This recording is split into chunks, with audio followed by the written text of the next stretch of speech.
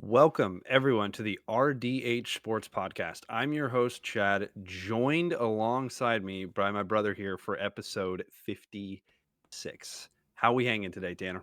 It's great. As you can see, if you're looking on YouTube, things look a little bit different here. It looks a little bit the same from the draft and a little bit different from our normal setup. But if you're listening, go check it out on YouTube. And you can see the updated look. As you can see on the left-hand side, we got our topics. We got our rundown, what we're going to be talking about in that bar, that little panel thing. It'll move based on what we're talking about. And then this big like talk thing, this NFL offseason talk right here at the bottom. That's our topic that we're talking about.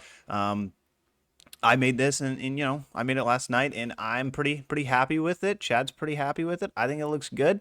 And we got a new look. We're always trying to improve here. We're always trying to create innovation that excites over here in RDH sports.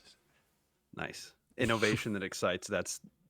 You might have heard that somewhere before. You know what I mean? And Just a maybe, little bit. we could have made it up. Maybe, probably not. Don't sue us. No, but Tanner nailed it. We got a new look if you're listening on YouTube. If you're not listening on YouTube and you're listening on Spotify, like some of our listeners do, I apologize. But real quick, it's like Tanner said on the left side. This is going to be all of our talking points throughout the entire episode. We got a lot of really great feedback on our draft, and so that's why we're keeping this look so you guys can see exactly what we're talking about. Here we go. We're gonna just jump right into it. On the side panel, you can see that we're talking a little bit of NFL offseason talk. We got some NBA playoffs, some NHL playoffs. This is the lull right now of the NFL season. We got like 100 days until college football starts, specifically the Aggies against Notre Dame, college game day, week 1. Let's go. That's gonna be Let's fun. go. Can't wait to be 0-1. Just kidding. 1-0. Of course, A&M's going to win. NFL draft talk, not NFL draft talk, but NFL offseason talk. I've talked to Tanner about this before, but I have to bring it up again because I'm kind of in awe right now and I don't really understand what's going on. Tanner, when are these wide receivers going to get a contract? Because CD Lamb, not there. Justin Jefferson, not there. What do you think is going on there? I don't know. It's just I think the last big receiver to get a contract, if I wasn't mistaken, was Diggs this offseason, right? But I don't think it made him the highest paid, if I remember correctly. I don't remember the details exactly on his deal. So But Diggs, what happened with the Diggs deal is he went over to Houston. They actually cut 2 years, and he only has a year now okay, on his deal. so he's And then up next year. prior to that was, I want to say, your boy that Cleveland got from the Bengals. So we haven't had a ton. Oh, Jerry Judy? Is that who you're talking about? Oh Or yeah, sorry, not from the Bengals, from the Broncos. Sorry, yeah, Jerry um, Judy from the Broncos. I don't know how much Cleveland paid not a him, crazy but amount. no, we just saw the running backs. We haven't really seen a wide receiver That's one. I true. think the biggest one is probably Calvin Ridley for like 96 million, if I'm not mistaken. I think Yeah, that's the biggest one we got. I think that is the biggest one. If I'm not mistaken, I think Tyreek Hill's at the top of the market right now. He was around like 30 million whenever he signed his deal. And then Justin Jefferson has yet to sign his, right? And then CeeDee Lamb has yet to sign his. So those two are going to break it. It's going to happen. They're going to break the market and they're going to set new records. It's just a matter of time. But I don't know. I don't know what is Justin Jefferson. Is he holding out like in trading camp like CD is too? Yeah, they're in the exact same situation. They're both holding out, and for me, it's a little bit.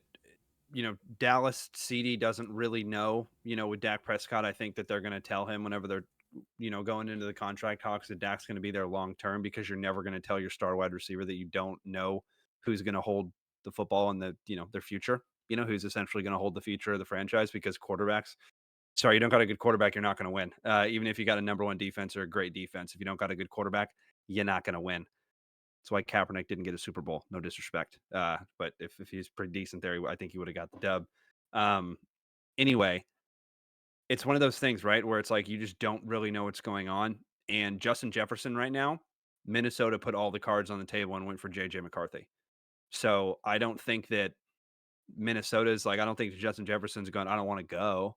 I think he's just waiting out for the highest paid thing. And like you said, it's going to be a $30 million tag, which is pretty crazy. And I don't know why whoever is holding out, because I mean, well, I do know why. Because essentially it's going to be a matched contract, or Mhm. it's going to be a contract that's a little bit more, a little bit less. You know what I mean? With Justin Jefferson and CD Lamb. Now, I don't know what the Vikings cap situation is compared to the Dallas Cowboys cap situation, but it is I mean, I kind of said crap. That's what I meant to say. Dallas has got a crap cap situation right now, and Minnesota's got a little bit more of a deeper cap. I think Tanner's going to be looking it up here in a sec to see what we got going on with the Minnesota and Dallas cap. But you just it's kind of a head scratcher. Why aren't these guys actually there? I get it. You're kind of holding out, and if Justin Jefferson, you're CeeDee Lamb, I totally understand as well.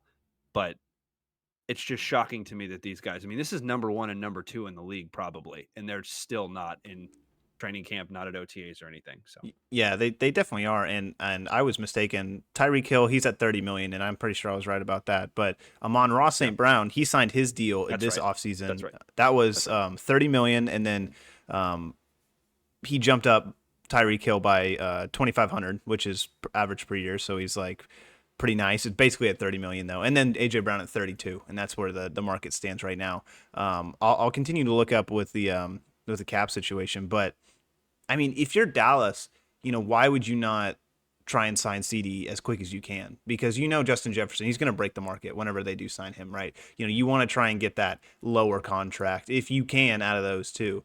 Maybe go for like that 33, 34, 35 range, and then maybe, that if you can kind of accept that, maybe Justin Jefferson goes a million or two higher, but in the other case, if Justin Jefferson goes, 33, 30 or 33, 34, 35 million, then I think CD's probably going to get that higher contract. So I think it's just whoever is quicker to it is probably going to get the better deal, honestly. But I don't know. I think Dallas, if I was them, I would try and re-sign him as quick as they can. I know their cap situation's obviously in hell right now, but I would try and get that done, I guess, as soon as you can. But what about, did you see the thing with Dak too, where he's like, what about the money, and he's like not worried about it and or anything like that?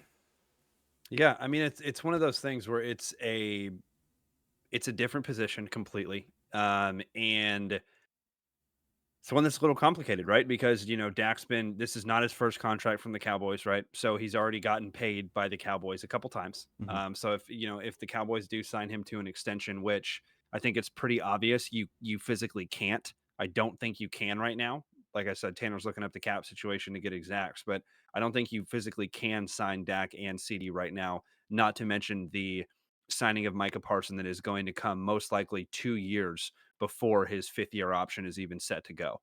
So you're going to have to pay Micah Parsons even earlier than you want to because of his production, because of what he's done since he's gotten into the league. And Dak, yeah, I mean, it's one of those things where I just mentioned it with CeeDee Lamb. Going into the contract talks with CeeDee Lamb, that has to be a point. On the Cowboy side, it's like, look, Dak's here, Dak's his guy. CD's the number 1 wide receiver in the league, number 2 wide receiver. On whichever day you want to call it, he's number 1 or number 2. And the quarterback that's been making it so successful for him is Dak Prescott, right?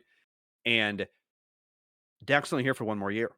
Dak's only under contract for 1 more year. And, you know, when they signed Dak Prescott to that contract, I said he needs to win playoff games, plural, not just playoff game. He has won a playoff game, but he hasn't won playoff games. And he needs to at least make it to the NFC Championship at least once. And he hasn't yet. So this season, if he comes out and you know, proves all the haters wrong and actually makes it to the NFC Championship game, gets past the first round, gets past the second round, and actually goes there, then yeah, I think he's warranted a contract. But if he doesn't do that, then no. But here's the next thing: you're bringing it up to another point where it's like, do I trust Trey Lance, who I've never seen before, or do I trust Dak Prescott? Now, I'm going to trust Dak Prescott in that situation, right? But Trey Lance doesn't have a $40 million tab on his head. So that's a big you can go spend in a lot of other ways. Now, is Dallas gonna be all in? I don't know, because if you got an extra $40 million, is that just going straight to Micah? You know what I mean? Because you've already paid Trayvon. Hmm.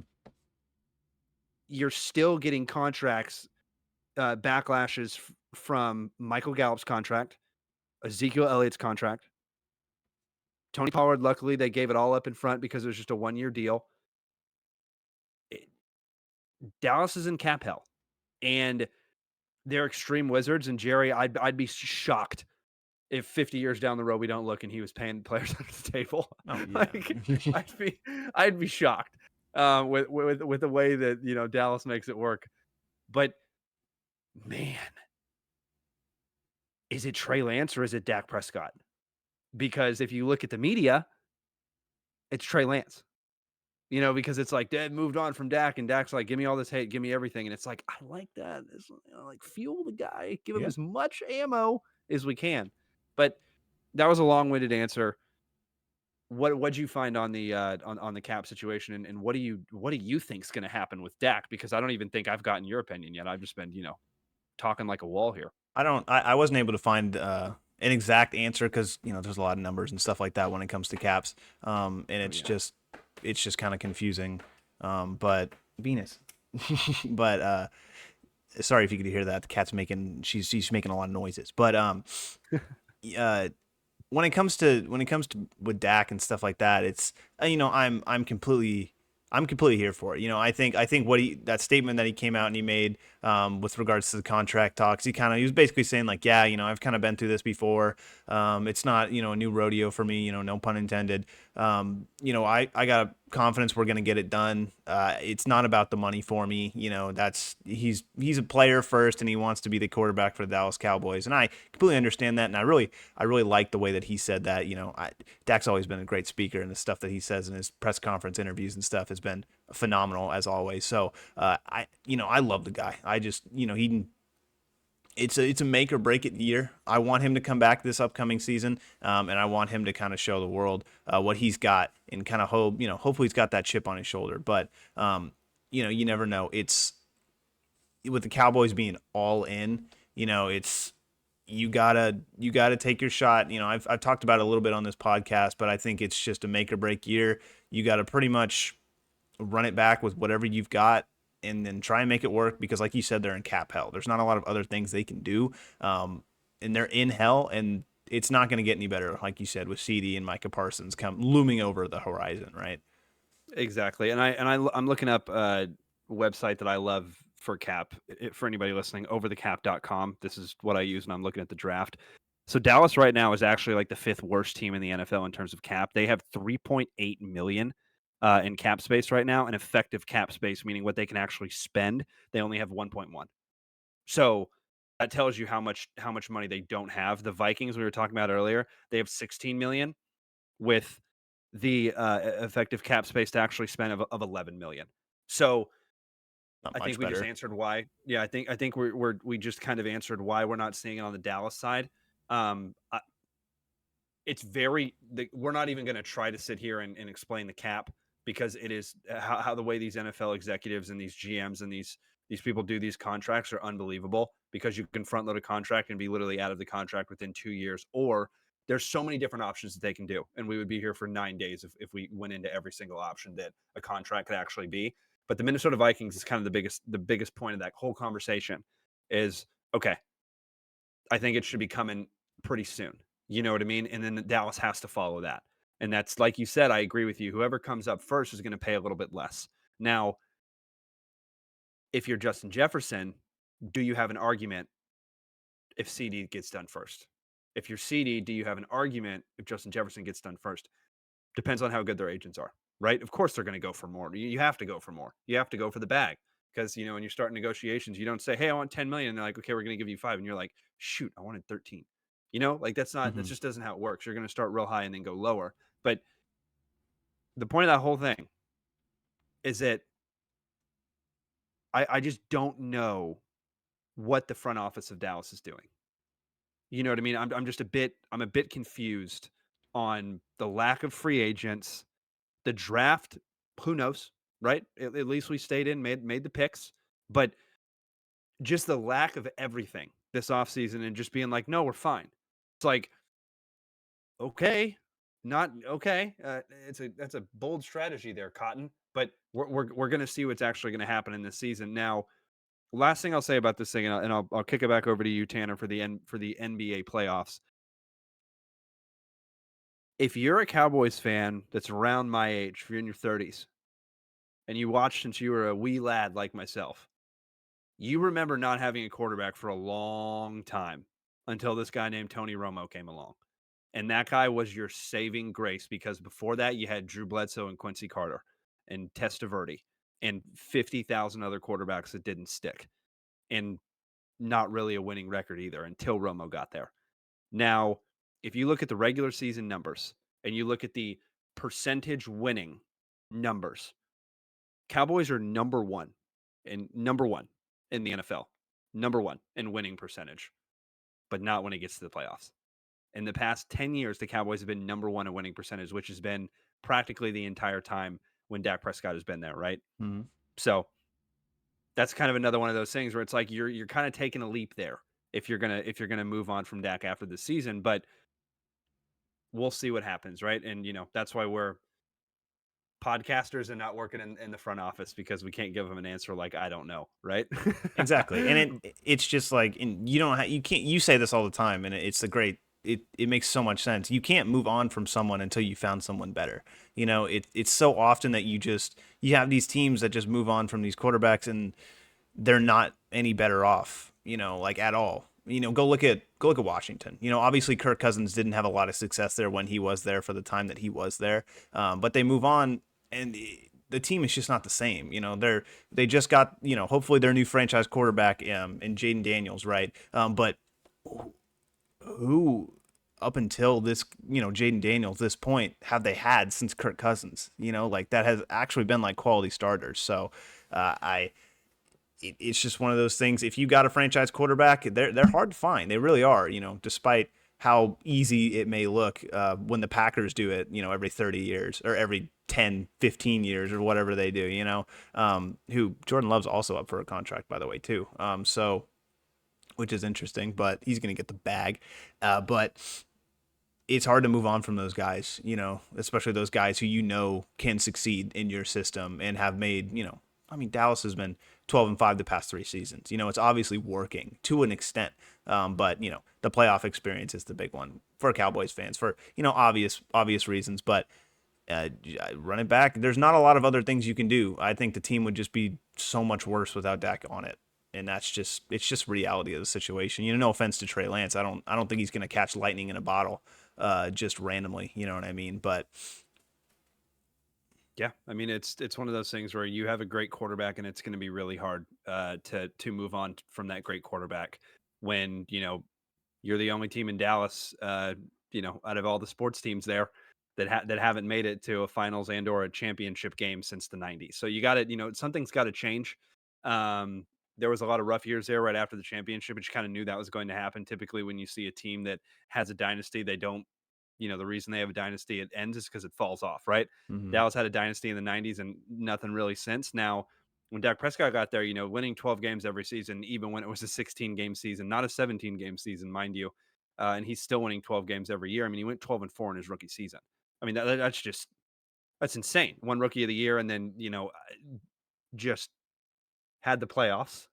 Had those playoffs. But the thing about the quarterbacks is that you see what happens when you have a guy that is lights out. When you have a guy in the playoffs, and I'm talking just playoffs here. When you have a guy like Joe Burrow, can't throw Lamar in that mix. Patrick Mahomes, Josh Allen, they Mm, don't get beat. yeah. I don't know No, about Josh Allen. go look at Josh Allen's numbers in the playoffs. If you're pulling up 350 yards and 3 touchdowns in the playoffs and you lose, that's not on you. I mean, You know maybe, what I mean? but I haven't That's seen not him on get. you. I don't know. I haven't seen him get into an AFC Championship game. I've seen him lose to the Bengals. I've seen him lose to the Chiefs, obviously, but Yeah. I would like to see him against someone who's not those two teams. Yeah. Yeah. I mean, but on the other side, it's just like You got to go through them. you have to go through them you have to go through them for sure, but like if you're looking at numbers in the playoffs to me, and yeah, you can make the argument that he hasn't got gotten past the championship game. But I mean, you're telling me Jalen Hurts and Brock Purdy is a better quarterback than Josh Allen? I'm sorry, I'm. I don't agree with that. I mean, I yeah, just I, don't I agree with agree. that. Yeah, I agree. I agree with that. But my thing with the Bills is now we have no clue because he doesn't have Diggs. That's a whole nother topic that we can get on. They don't. He doesn't have Diggs anymore. They don't have So anything. yeah, they don't have any. So what's going to happen in Buffalo? And Kansas City got a burner. Joe Burrow his lost some weapons for sure, But he got the but hair. You see his hair? You see his he's new got. haircut? Hey, he looks like Anakin. Yeah, he looks straight out of episode 3. Yeah, he looks just like Anakin. I'm like, oh shit. Okay, Bengals are the Super Bowl this year. They're going to take out Kansas City. That's my pick. I know it's Um, his Darth Vader era. Yeah, I'm absolutely terrified because what does that mean? Jamar Chase says, I don't know. We don't. I don't know. That's terrifying. Absolutely Boba terrifying. Fett. He's Boba Fett. Can you imagine? I Um, mean, maybe he's pretty good. and then right before him is Justin Jefferson, who's Django Fett. Let's go. Let's absolutely go. It makes All right, sense. The now LSU receivers. it does. It does. What does that make And that's Odell? not even what a couple seasons Odell, and that's not even talking about these new guys that came in this year either, right? With Malik Neighbors and Brian Thomas Jr. at So many LSU, those bounty guys are going to hunters. be I so know. many bounty hunters. Tanner, enough football talk. Take us to some basketball. The NBA playoffs, if you can see, we have changed. We're now in the NBA playoffs. It looks beautiful. Everyone applaud for me. Thank you, thank you, thank you. But anyways, with the NBA playoffs, we're in the conference finals. This is the time that you should watch because the games are basically on every single day around the same time. So we'll start it off with we can go through the divisional matchups. I think we looked over it a lot, but we can kind of skip over them and just kind of go through them really quick. But Boston and Cleveland, no surprise there. I'm pretty sure Boston took them out in 5, and then there was the Knicks and the Pacers, which recently ended, and the Pacers took them out in 7 with one of the most historic shooting nights in NBA playoff history. And now they play the Celtics in the Eastern Conference Finals. And then you go over to the West, and then Dallas and OKC played, and I think Dallas took it in 6. And Dallas just looks phenomenal. I think PJ Washington played really well that past 2 games. Obviously, Luka and Kyrie were phenomenal, but Derek Lively played up too. Their depth guys just really put on a show in those last 2 games, and they took it home. And now they're in the Western Conference Finals. And then you have Minnesota and Denver, and then that was the other matchup. And I think that one went to 7. And while Denver, they looked pretty good in the first half of that game 7. Minnesota turned it on and they beat the reigning champs, and I think they looked really good doing it. I mean, it's hard to, put the champs, the Denver Nuggets, Jokic, the 3-time MVP, Jamal Murray, all these guys. It's hard to, lock them down in a series like that, especially in a game 6 and a game 7. So kudos to Minnesota. I think that was one of the best game 7, game 6s, just end to a series in general. Maybe Dallas can take that mantle too, but they play the Minnesota Timberwolves play the Dallas Mavericks in the Western Conference Finals. So that game is now 1-0 in favor of Dallas, who leads that, and then on the other side, Boston leads 1-0 against the Pacers. So they've been really fantastic games on either side. We'll start in the West because I think that's just where we kind of are right now. So with Dallas and with Minnesota, it's Dallas is playing phenomenally. I think you just got to give it up to these depth guys. I think with Minnesota being as talented as they are, surprisingly Dallas is playing really well. These other guys, Derek Lively, like I've been saying, PJ Washington, I think he's played phenomenally. Obviously, Luka and Kyrie are doing their thing, and it's hard to stop them, but it's a fun team, and this team is just getting better and better and better every single year. This team, you look back, I think it was 2 years ago when they played Golden State in the Western Conference Finals, that Mavericks team, and it was Luka, and they just didn't look complete. They just didn't look like they could be a whole team. It was just kind of the Luka show. He was doing what he does, but now this is a complete team. He's not just like the only person scoring.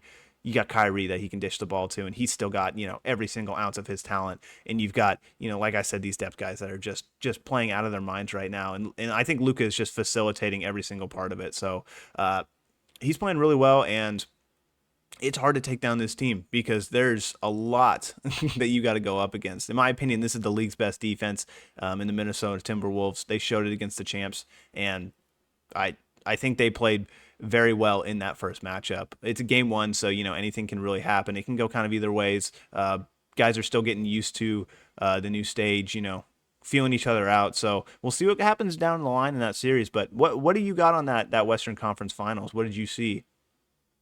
Yeah, I mean, you kind of nailed it last year. You just had Luca.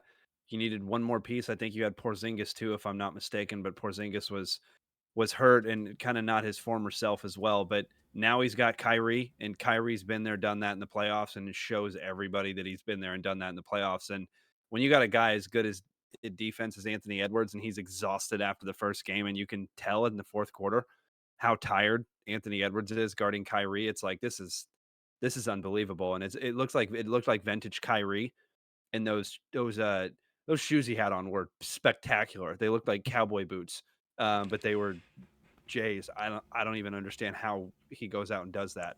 Um, but I mean, it's Kyrie and Luca. If you stop Kyrie or you stop Luca, you probably win the game. But when both of them have 30 points, probably not going to win that game. And then like you mentioned, you have a couple depth guys that come in, and all it takes is one depth guy. And if you got three guys, right there, I mean that's 80 points between three guys. So add in a little bit more, and the other thing with the Minnesota Timberwolves is their offense kind of runs through Anthony Edwards, and if Anthony Edwards doesn't have a 30-point game, then typically the Minnesota Timberwolves don't necessarily have that score to match, and that's kind of why they lost when Anthony Edwards didn't kind of go insane. Hmm. Same things with kind of the New York Knicks with Jalen Brunson. It's like if Jalen Brunson didn't put up a 30 piece, they weren't winning that game. Well, yeah. So kind of the same thing with the Timberwolves here. And like you said, they're a very good defensive team, but good luck against Luca. I think I saw at Sports Center. He's the player that's going to be eligible for the max extension, max contract, or whatever in the NBA, and he absolutely deserves it. Hmm. The fact that he didn't go, number two, number one in that draft was insane to me. I'm not the biggest basketball guy, but when I was watching him play pros, I'm like, this kid's like better than everybody, and he's like 19. You know what I mean? And he's Yeah. playing professional ball. Um, Basketball is such a hard sport to evaluate, though. It's unbelievably tough. Anyway, they got it done in game one. And I mean, I think what happens the rest of this series is if Ant has a really good game on Minnesota, Dallas, I don't know if they win that game. Because you have to neutralize that somehow, and you just can't. You just cannot neutralize him some games. The greats, it happens too. You know what I mean? Sometimes you just can't neutralize Anthony Edwards in the playoffs, and he's starting to play like that. And this isn't going to be the last time his team's going to be there in the playoffs. Now, what he has going for him is, like you said, he's got Rudy Gobert. He's got a Hmm. really good defensive team that's sitting there, that's in the paint, that's mean and nasty when you get in there. And Luca likes to make points in the paint. So does Kyrie. And when you have a defense like that, you're not necessarily deterring them away from the paint, but it's like, I'm gonna pull up and shoot this jumper instead of kind of driving into the paint and getting smacked by Rudy Gobert. You know what I mean? So that Hmm. plays a factor into the series. I hope the Mavericks get it done, but I think this is definitely a series that could go seven. Who do you have in this series? Who do you have winning this one? I mean, obviously Dallas is already up one. I think I will go Dallas. I think Dallas has just been the more exciting team. And I picked against them in their previous matchup against OKC because I thought OKC had the better team. But it's kind of a similar situation here. I think Minnesota's roster is much better than Dallas's. Luca and Kyrie are phenomenal, but I think we said a bunch of depth guys. Like I think Derek Lively, I think he plays well, but I just don't know if they can, match up to Anthony Edwards, Mike Conley, like Rudy Gobert, Carl Anthony Towns. You know what I mean? Like these are just I forgot Cat. yeah, and it's like the roster over there in Minnesota is disgusting. They just took out the reigning NBA champs, but it just didn't look like the same team in game one. It didn't at all. And I think Minnesota was at home. Yeah, they were higher seed. They were at home. They didn't get embarrassed. They were in that game for a lot of it, for most of it. But towards the end, it's just that late game management. You gotta continue to keep that pressure on. And it's just I want to see more. I want to see the ball more in evenly distributed, maybe out throughout, because you look at it and it's. I pull it up because you got Carl Anthony Towns shooting I think 2 from 9 from three, which is bad, obviously, and it's Carl Anthony Towns, but it's like if you're gonna take those kind of shots, I want you to have at least a higher percentage of them going in, so it's like it's not great, it's not good at all, and I just want Anthony Edwards to just take better shots. Like Cat was 6 for 20 in that game on field goals, and Anthony Edwards for 6 for 16, not bad, but neither of them eclipsed, or neither of them went past 20 points. Ant had 19, Cat had 16. it's just that wasn't their game. They're not playing to their strengths. I think they can, if they can get those two twin towers down there, just absolutely rocking that place and just dominating the paint. If they can understand and control the paint, then they can easily win this series. But they just haven't. They just really in that game one, I didn't see anything that showed me that Minnesota was going to come and control that paint. And I look at it too. I mean, Dallas had 62 points in the paint. That was almost half their score. A little over half of their score in the paint against one of the best defensive teams in the league. So I don't. It's just it's not good. I don't think it's very good at all. And I think that you gotta in every other place they're pretty similar, but it's just those paint points. I just want to see. I want to see Anthony Edwards go down in the paint. I want to see him getting more physical. I want to see Rudy Gobert, and I want to see Cat just being menaces in the paint and just kind of owning it and dominating it. But Luke is a hard beast to take out. And that's the moral of the story. He's a beast, and he is going to play like it. He's probably going to get 30. He's probably going to get a double-double, and he might get a triple-double on you. So just be aware for it. You got to limit him as much as you can. It's really hard, obviously, because there's not a lot of players that you can put up against Luka, defensively that can do a good job against him just because he's so, these off-putting angles. He can play almost any position on the floor, just based on his size and the body type that he has. So it's just hard to guard against him. But I'm going to take Dallas. I'm going to take him in 6. I think I'm going to give Minnesota 2. I think they're a very good team, but I think Dallas is really good. I think that Luka's doing something special with Kyrie over there. I'm gonna go Minnesota in 7. I think that I want the Mavericks to win. But I think Minnesota has the firepower to be able to do it. Now, I think that the game one was a very big, game ones are always big, right? But this one was really big to kind of show the Minnesota what they needed to do to try to limit Luca and try to limit Kyrie. Good luck. That's going to be really hard to do. But yeah, I mean, I'm gonna go the opposite side. On the other series, I mean, Indiana storms back and almost takes game one. I thought that one was over, and then I only caught the second half of that game. But my goodness, they stormed back. It went into overtime. My question to you, I mean, what does Indiana need to do to get a couple games in this series? Because if they can just hone into what they did in that fourth quarter, my goodness, that was the Indiana Pacers you were used to seeing. That was unbelievable. And Their shooting percentage in the fourth quarter was insane. yeah, they're continuing what they're doing after that game 7, which is, against Boston, which is in itself just really Yeah. impressive. But they got to continue shooting this well because Boston's not going to stop. Boston's Jason Tatum, Jalen Brown, like they're going to get a lot of points. They're going to make an impact on this game. It's going to be hard to say that they won't. I think that what the Indiana Pacers need to do is they just need to continue to play the way that they need to play. And they need to, kind of implement their own style of basketball in this series. I think you started to see it. They started playing really fast with a lot of passes, but I just want to see more of it. I just want to see them. They're one of the best offenses in the league, and I just want them to continue to do that. I don't want them to get scared because it's Boston. They're the best team in the NBA, but I just want them to, continue to do what makes the Pacers good. Get the ball in Halliburton's hands and let him cook. Just let him distribute the ball, let him just be a menace for this team because I think he was, easily like the one of the biggest pieces in that game one. I think that he was just distributing the ball very well. He was shooting phenomenally, and he was just being a menace in every single kind of facet of the game. So obviously Halliburton continues to do his thing, but I need also those depth guys too for the Pacers to continue to play well. It's going to be a long series. You got to win 4 of these things, and now you're down 1. So they need to keep doing what they're doing. I think that this game 1 was a fantastic sign for things to come. I wouldn't be mad at all at that game 1 because it did go to overtime. And honestly, it probably shouldn't have. The Pacers probably could have won it if they had fouled Jalen Brown before he shot that miraculous corner 3 at the end that sent them into overtime. Why?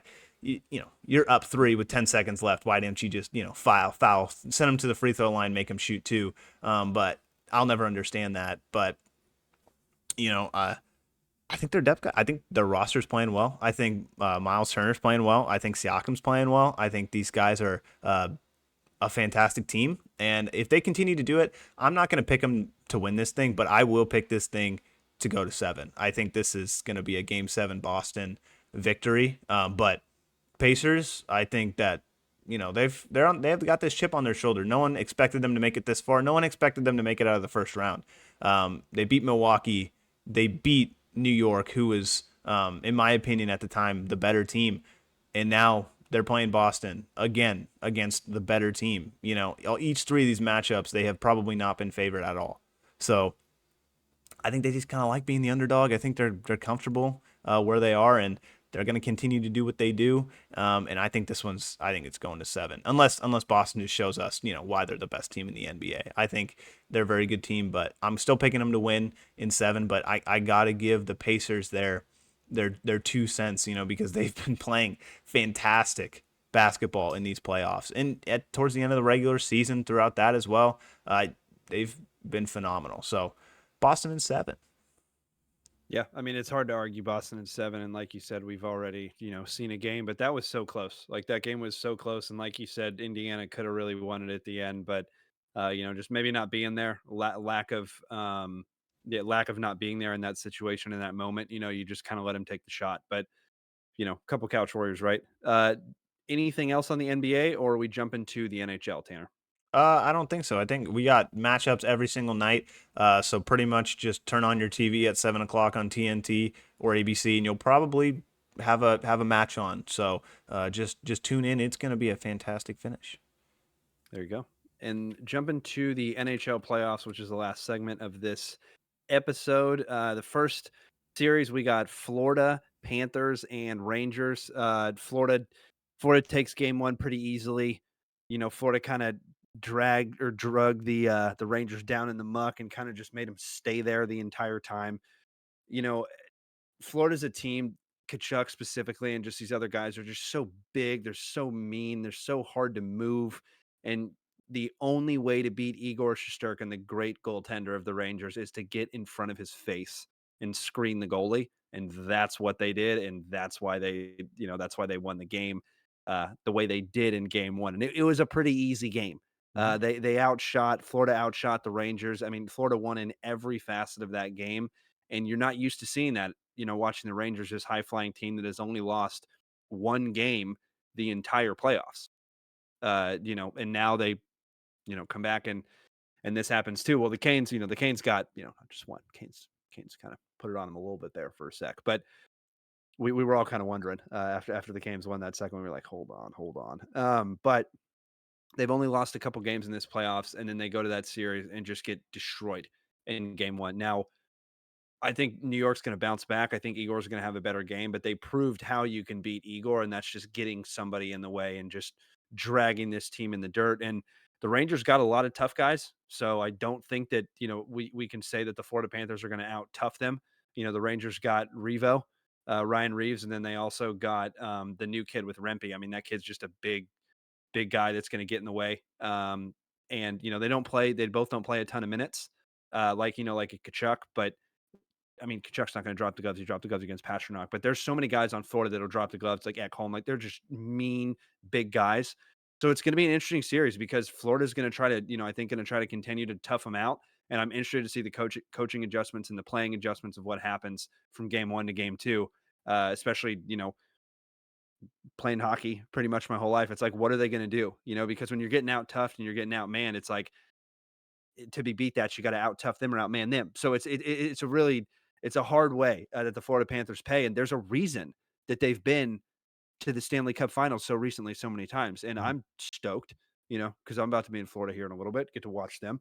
They're not going to be too far from me, so I'll definitely be catching some Florida Panthers games. But I mean, what do you think about this series, Tanner? I mean, this Rangers team, you're used to seeing them fly down the ice, get breakaways, and now you're like, why are they so slow?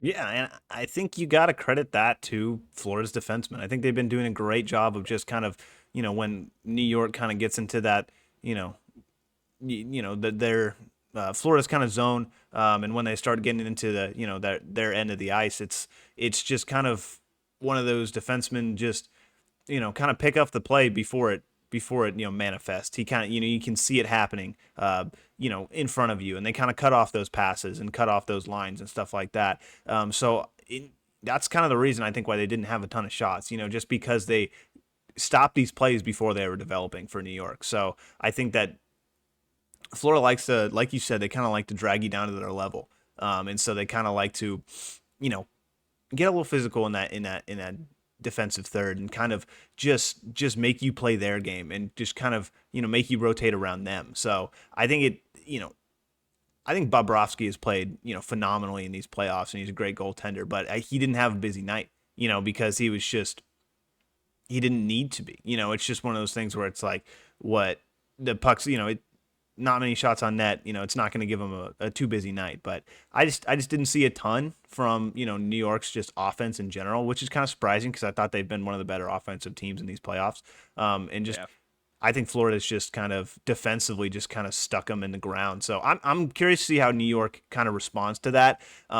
Get the tape, see what they can do better, and see how they can come back in game two. I think that's the big question for me, how they're going to respond to this kind of just this kind of just disrespect, for the New York Rangers, because it's like they've been playing really well. They've been kind of destroying teams these playoffs, and this is kind of the first big challenge I see them having. So we're gonna see, kind of how they stand in the face of adversity. So I like Florida though, man. I think they playing really well. Like you said, man, I mean, it's hard. I mean, they made the cup last year, and so it's like, can they do it again? I mean, probably.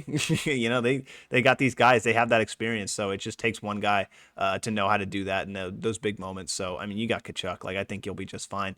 But honestly, I'm gonna take. I got Florida. I got Florida going back to the Cup, and we'll give them There we 7. go. We'll give them There we 7 go. because New York is a good, very, very good hockey team. But I'm taking Florida in 7. Dang. That's a okay. Okay. I'll think about who I'm going after I get done with my long-winded statement. Man, yeah, you had some great points there. It's hard for me to pick against Florida, but the Rangers have some guys that if they get going, I don't know if you're going to be able to stop them. Um, the Rangers got one of the best defensemen in the NHL with Fox, and when Panarin's on, he's on. I don't like that. I don't like that Panarin doesn't have the long flowy hair. It's short now. I can't. I don't even know which one he is on the ice anymore. Come on. But no, he's those guys are unbelievable, and those guys are some of the best on their team, not to mention Truba, not to mention tone setters, like I said, with guys like Revo and guys like Rempe. Rempe's not getting a ton of ice time. I don't even think he's played a couple games in this series, the last couple games. But Florida's a team, like I was saying, is going to drag you in the dirt, and you got to have those tough guys that are there in the lineup, and you also got to be able to respond with offense, and they couldn't do that. They were getting, I mean, you saw it right when they go into the neutral zone. The puck is it goes away. That's where the muck actually starts, is in the neutral zone. And so when you're, for those of you who aren't familiar with hockey, you're in your own zone, and that's where your goalie is. That's where the red line is, and you're trying to break out of that zone to get out of your zone to get to the middle of the ice, which is the neutral zone. And playing hockey my whole life, the one thing you hear is don't give it up in your zone, and sure as hell don't give it up in the neutral zone. Because if you give it up in the neutral zone, they have speed, and that's what you saw with the Panthers. That's why you saw Matthew Kachuk's goal. They gave it up in the neutral zone, and he had speed, and he was able to go in and you know get it done against Shesterkin, which is not easy to do. And when you have a series, when I saw this series was Igor Shesterkin against Bobrovsky in goal. I mean, these are the best two goalies in the league, and they're chilling here now. So, absolutely unbelievable series. Can't wait to see what happens in game 2. You went to Panthers. I can't not go Panthers. I'm going to go 6 games with Panthers. You went in 7. Dallas and Edmonton. What do you got with Dallas and Edmonton? Take us This away. this is tough. This is tough. Maybe one of the highest flying offenses I think in the NHL and just generally in these playoffs with the Dallas Stars. And then you have probably the best power play team in the history, these NHL playoffs The with history. Edmonton. And so it's does honestly, it's not looking good for Dallas just on the surface. I think Ottinger has not had a good playoffs for Dallas. He's been okay. He hasn't been fantastic, but he's had some bad games. He's had some good games. But in a series with Edmonton, I don't think that that's kind of the what you really want if a goalie who's kind of not playing at his best. But it's funny because Edmonton does have a kind of a similar situation going on with their goalie as well. I was gonna say they Um, have they have arguably the worst goaltenders in the rest of or in the playoffs left, and they've had the most inconsistent goaltender play as well. Yeah, so this one might be, one of those high flying games, 4-5 kind of matchups. I would be okay with that. I'm always down for more goals, but realistically, it's going to be like 1-0, 1-2, that kind of thing. But all it takes is one game for Ottinger to get back on, and that's kind of the thing with him. I think that he kind of shows up in those big moments. He hasn't recently, but I think that he can. So that's kind of my big thing about it. I think that as long as Dallas continues to play the way that they, have been playing these playoffs, just explode with this offense. Just explode with these consistent lines, these depth guys that can just, kind of just create shots out of nowhere. I talk about Wyatt Johnson. I think that he's done that pretty much every single series of every single game, in almost every single game these playoffs, because he's just been Yeah, he's he's not been even 21, and he's got a ridiculous amount of points already. It's like he's insane. he's fantastic, and he's been playing fantastically throughout these playoffs. I think if he continues for him to get going, everything else. But on the other side, obviously you got Connor McDavid, Leon Draisaitl. Like, these guys are not going to go down without a fight. So I think that it's going to be a high scoring matchup. I think that there's going to be goals slinging around. But Dallas has got to figure out their power play kill situation, because if they don't, I think they're toast in this series. I really do. I don't think they've been great against the power play. You go back to that Vegas series with Dallas, and they did not do well against the power play at all. They played okay against power play against the Avalanche, but you haven't seen this kind of talent on the other side with a power play that powerful these playoffs so far. And I think this is probably their biggest challenge yet. I think that Edmonton's hot, and they kind of have squeaked a couple by, a couple games by. But I think they absolutely deserve to be here, and it's going to be hard to take out them. Instead, it's going to be hard to take them out. I'll say that. But what did you got? I'm curious to see what your take is on this goalie situation for Edmonton. I think I'm feeling pretty confident as a Stars fan about it, but we've seen some interesting things with this guy. What are you looking at? I mean, there's a ton of different things going on in net, right? Who are they going to start? Are they going to actually start their longtime goaltender with Skinner? Or are they going to start the new kid? Mm-hmm. When the new kid came in and played, he played pretty well, but then he got shelled the next game, so they took him out. So it's like you don't really know what you're going to do. Vancouver also is not necessarily a team that has the highest flying offense. Dallas is the exact opposite. Dallas is the deepest team in the playoffs. They have Hintz is still injured.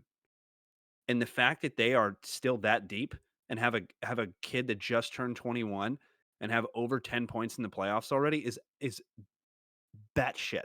That doesn't happen, Yeah. especially in hockey. That just doesn't happen. It's like baseball. You don't have guys come up at 19, 20 and light the lamp like they have been.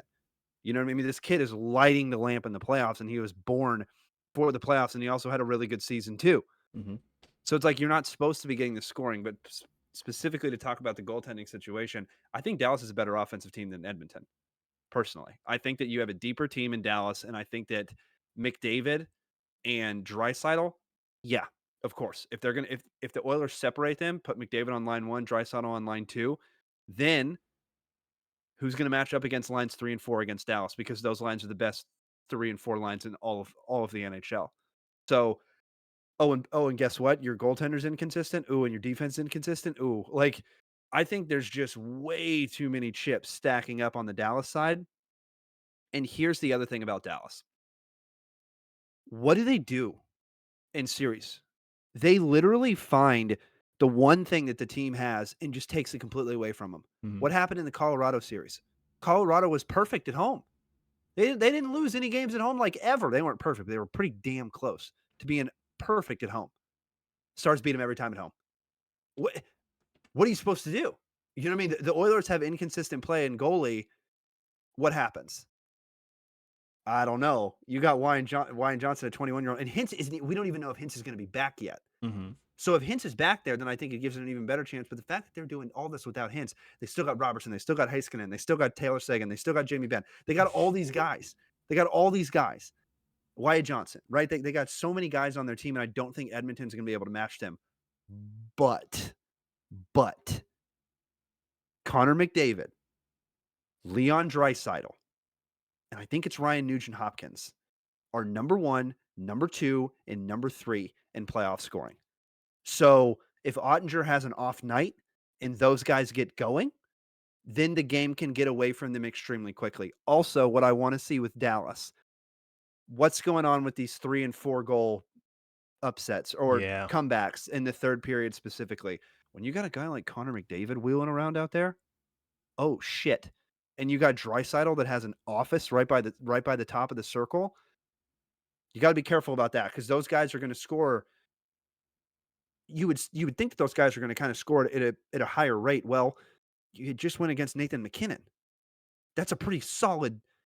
That's a pretty solid, 1, 2, 3 that you're going against. But the fact that Dallas takes out the Stanley Cup champs in the first round, Vegas Golden Knights, takes out the Stanley Cup champs before the Vegas Golden Knights, Colorado Avalanche, and is now playing a team that is everybody, not only hockey fans, everyone's like, get McDavid in the freaking cup so I can see what this kid's doing with the Stanley Cup patch on his jersey.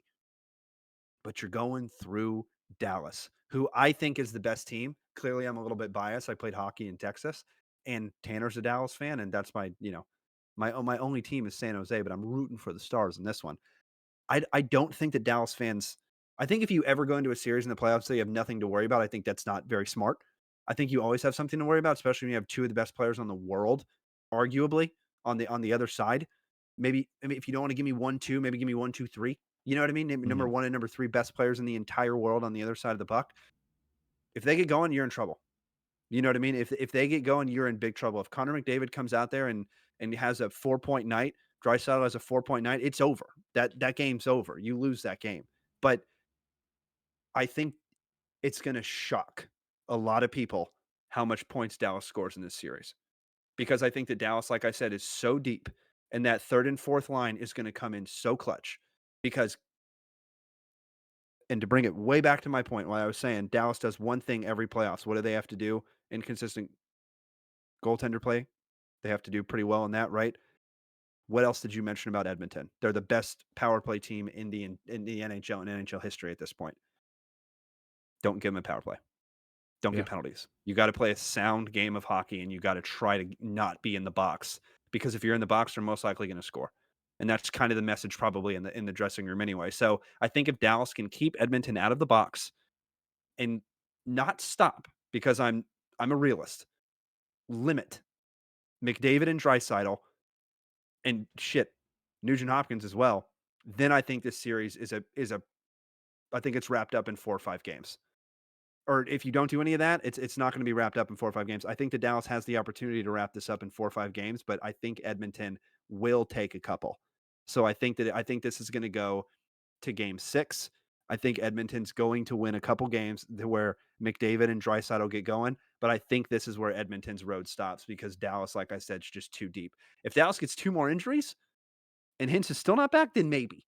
Then maybe. Yeah. But no, I got Dallas in 6 this one, and to be honest, I really do think Dallas in 5 is likely in this series. I think that's how good the Dallas Stars are. My only question is how much gas do they have left in the tank? Because it's not even close. They've had the hardest road to this point by far. And Absolutely. they've gone to game 7s in both of their previous series. So, Well, I think didn't they go to game or 6 in the game other one? 6. Game 6. But that was a Game double 6. Big 12. overtime. That's still like a, That's a long night. yeah. Yeah. So that's kind of my long-winded answer on this one. I got Dallas in 6, but I think they could get it done in 5 if they let McDavid and Draisaitl get going. Then you're going to be in trouble because I mean you saw Colorado you saw Colorado take a game, right? You saw them take one, and that why? Because McKinnon and Makar got going against in Colorado, and they got another one too. So they just got to limit those two, and Mm-hmm. they got to hope that Edmonton doesn't find lightning in a bottle with their goaltender, right? They got to hope Mm-hmm. that this goalie struggles continue. They got to hope that they're going in that locker room and Edmonton's like, I don't know what goalie to play. I don't know what guy's going to give us a better chance. We're both getting shelled. That's what you want if you're a Dallas fan. But Yeah. we'll see what happens, and let's see. Maybe the Stars make it to the cup. I know that'd be exciting. I think last time they made it was like 2020. So unfortunately they lost. But it's I think the big thing, is for Dallas is obviously I think everyone's expecting, Connor McDavid, Leon Draisaitl to do their thing. They're expecting them to, perform in this series. But I think it's coming up to Dallas, and this is an interesting take on it, I feel, but you know, who is the other guy for Dallas that is going to be that, that other goal scorer? I think because we know Wyatt Johnson, he's going to do his thing. But they got a lot of other guys that can score, and it's going to be like who's going to be that guy? I think that's going to make their impact on this series. Is it going to be Robertson, Pavelski, Tyler Seguin, Jamie Benn, any of these guys? Who's going to kind of step up in that secondary role? I think to kind of because like I said, Connor McDavid needs going to score goals. Who's going to kind of match that goal scoring on the other side? Because, like you said, you can't stop McDavid. You can't stop Draisaitl. Like you're going to have to just limit them, and you kind of have to match that pace and put up something better, which I think Dallas absolutely has the capability to do, and they've been showing that they can do it all playoffs long. But then can they continue to do it at a consistent rate?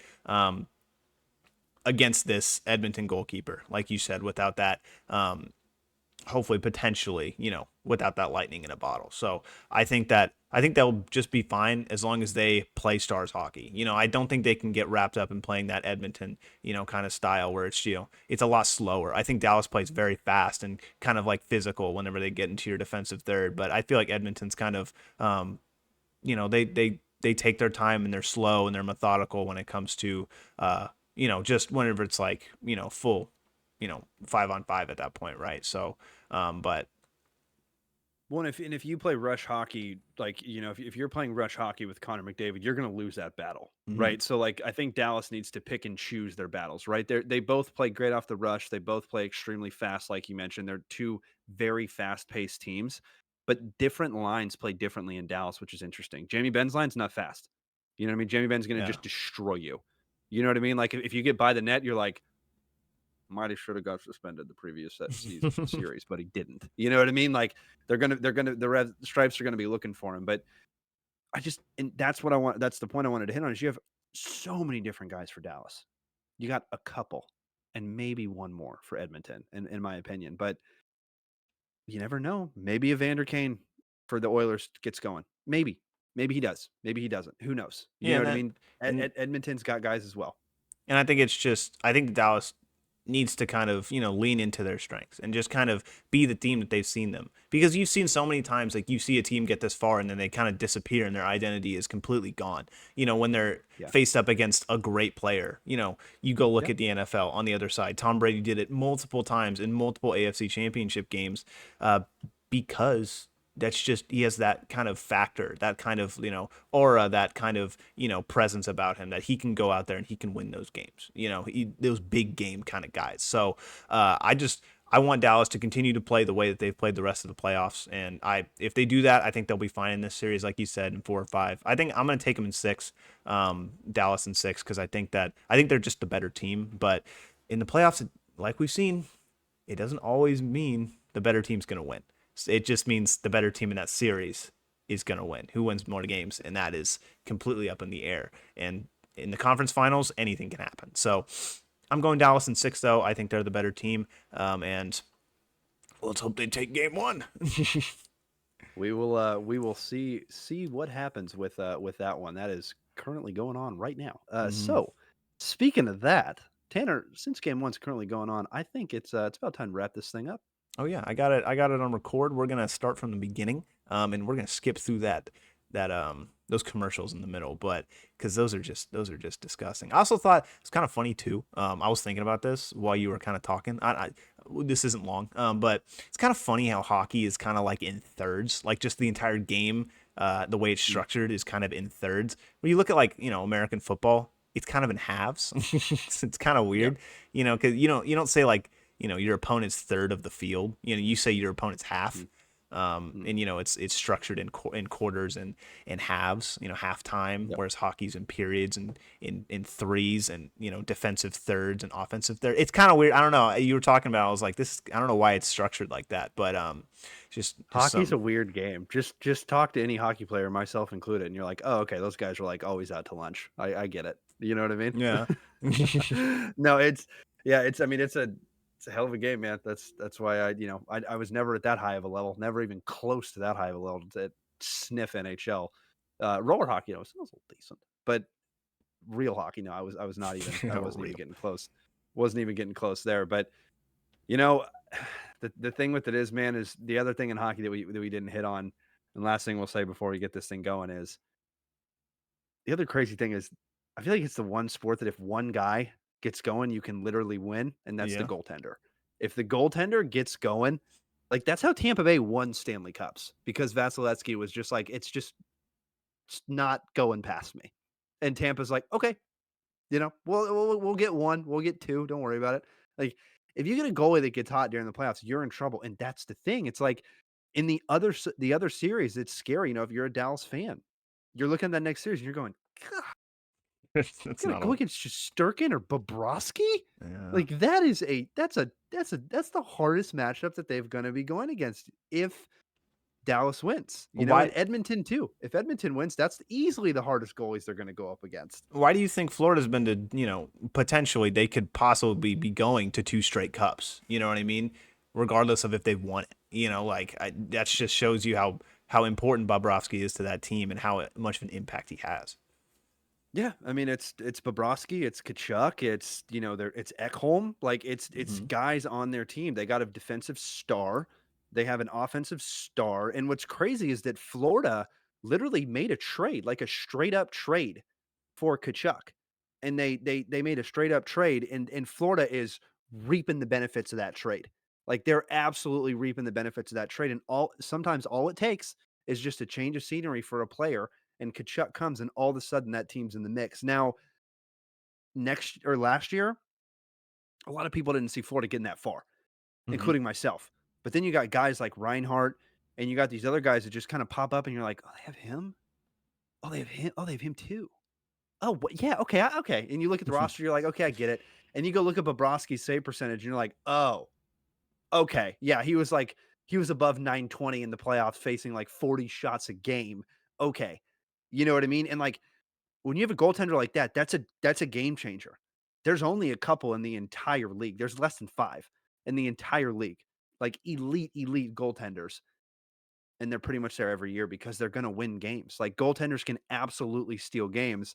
And what's terrifying to me is that, is wanting the Stars to win this cup is like if Shesterkin or Bobrovsky gets hot, I don't know if anybody's getting anything past him.